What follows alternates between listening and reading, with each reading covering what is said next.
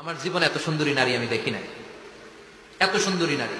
ওয়া কুনতু উহিব্বুহু বিআশাদ্দি মা ইউহিব্বুর রিজাল আন নিসা। একজন পুরুষ একজন নারীকে যত ভালোবাসতে পারে আমি ঠিক ততটা ভালোবাসতাম আমার এই সুন্দরী কাজিনকে, চাচাতো বোনকে।